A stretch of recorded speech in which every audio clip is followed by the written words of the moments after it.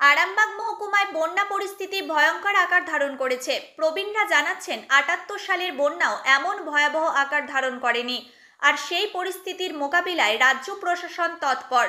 বুধবারই আরামবাগ মহকুমায় বন্যা পরিদর্শন করে গেছেন মুখ্যমন্ত্রী মমতা ব্যানার্জি।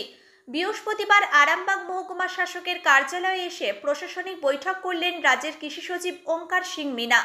এছাড়াও উপস্থিত ছিলেন হুগলি জেলা শাসক মুক্তা আর্য, জেলা পরিষদের সভাধিপতি রঞ্জন ধারা, সহসভাধিপতি কৃষ্ণচন্দ্র সাঁতরা, সাংসদ মিতালি বাগ, আরামবাগ মহকুমার শাসক সুবাসিনী, তৃণমূলের আরামবাগ সাংগঠনিক জেলা চেয়ারম্যান স্বপন নন্দী সহ বিভিন্ন প্রশাসনিক দপ্তরের আধিকারিক এবং জনপ্রতিনিধিরা।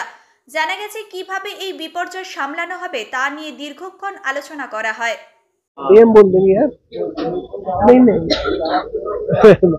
रिव्यू कर लिया है। मैं ब्रीफ के लिए मैं ब्रीफ नहीं करता हूँ।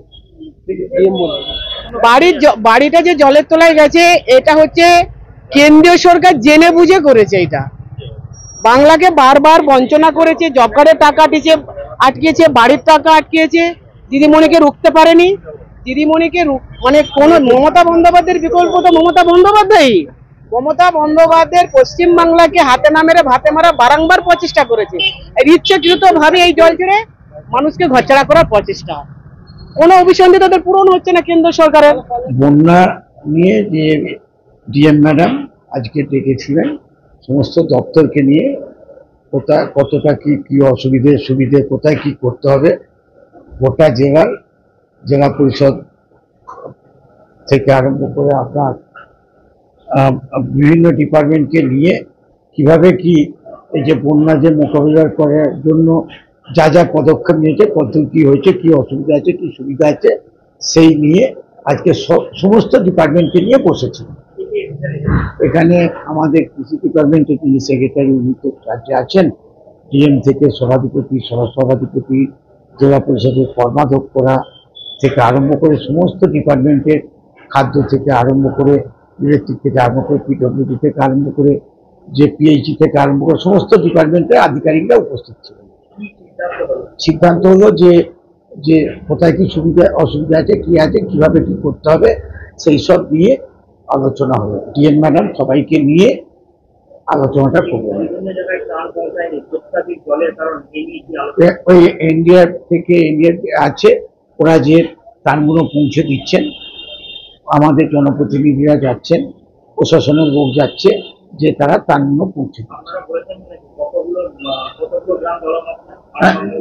ওগুলো সমস্ত যে অঞ্চলগুলো এফেক্টেড বা যেগুলো যে এফেক্টেড আছে সেগুলো সমস্ত সবিস্তর আলোচনা করবেন।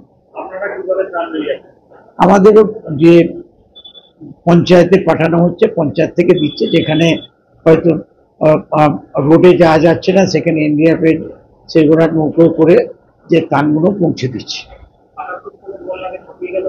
হ্যাঁ, মানে আপনারা জানেন যে ডিভিসি ডোবানো, ভাসানো, চোবানো, কারণ ডিভিসি এত জল কোনোদিন আমরা জীবনে দেখিনি। ৭৮ আমি মেম্বার পঞ্চায়েতের জনপ্রতিনিধি ছিলাম, ৮৩-তে ছিলাম, ৮৮ পরপর আমরা ছিলাম জনপ্রতিনিধি বিভিন্ন সময় বিভিন্ন জায়গায়। তা এত যে ২.৫ লক্ষ বলবে প্রায় ৩.৫ লক্ষ জল ছেড়েছে। কারণ আমাদের মুখ্যমন্ত্রী এটা নিয়ে এসেছিলেন আরামবাগে, তিনিও এটা নিয়ে খুব প্রকাশ করে গেছে।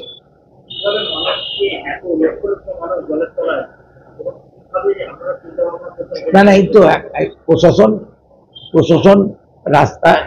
প্রশাসন সবসময় দেখছেন আপনারা যে জনপ্রতিনিধিদের নিয়ে বা গ্রাম পঞ্চায়েত, পঞ্চায়েত সমিতি, জেলা পরিষদ, পৌরসভা সকলকে নিয়ে প্রশাসন সুন্দরভাবে তারা কাজগুলো করছে।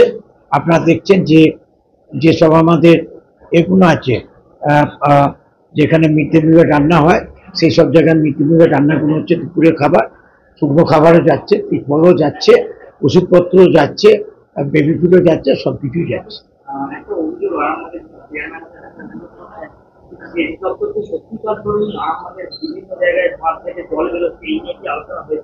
না সেচ দপ্তরে আপনারা তো জানেন যে ওই যে আমরা তো প্রথম দিনই বলেছিলাম যে যেভাবে সেচ দপ্তর বাঁধগুলো বাঁধা ছিল ওই শিয়াল দপ্তর থাকার জন্য বেশ কিছু জায়গায় হয়েছিল।